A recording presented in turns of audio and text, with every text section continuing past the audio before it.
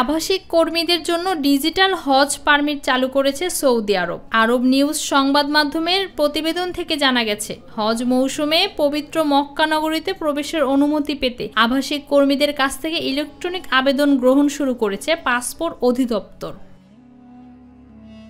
প্রতিবেদনে বলা হয়, স্বরাষ্ট্র মন্ত্রণালয়ের প্ল্যাটফর্ম আবসার ও মুকুম পোর্টালের মাধ্যমে আবেদন জমা দেওয়া যাবে। ফলে পাসপোর্ট অফিসে যাওয়ার কোনো প্রয়োজন হবে না। প্রয়োজনীয় কাগজপত্র জমা দেওয়ার পর প্ল্যাটফর্ম আবসারের মাধ্যমে আবেদনকারী আভ্যন্তরীণ গৃহকর্মী, নির্ভরশীল ব্যক্তিবর্গ, প্রিমিয়াম আবাসিক অনুমোদনপ্রাপ্ত ব্যক্তিরা, বিনিয়োগকারীরা, নাগরিকদের মায়েরা এবং উপসাগরীয় দেশগুলোর নাগরিকদের অনুমোদন ইস্যু করা হচ্ছে।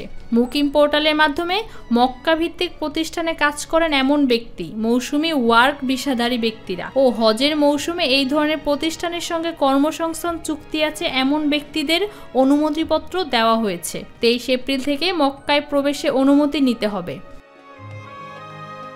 অনুমতিপত্র ছাড়া কাউকে মক্কায় প্রবেশ করতে দেওয়া যাবে না। এমন চেষ্টা করলে সংশ্লিষ্ট ব্যক্তিকে তার নিজ বাসস্থানে পাঠিয়ে দেওয়া হবে বলে জানিয়েছে দেশটির স্বরাষ্ট্র মন্ত্রণালয়। পবিত্র স্থাপনাগুলোতে ওয়ার্ক পারমিট আছে এমন বাসিন্দারা এর আওতার বাইরে থাকবেন। মক্কা থেকে আবাসিক আইডি কার্ড ইস্যু করা হয়েছে এমন ব্যক্তি এবং যাদের বৈধ হজের অনুমতি আছে তারা এর বাইরে থাকবেন।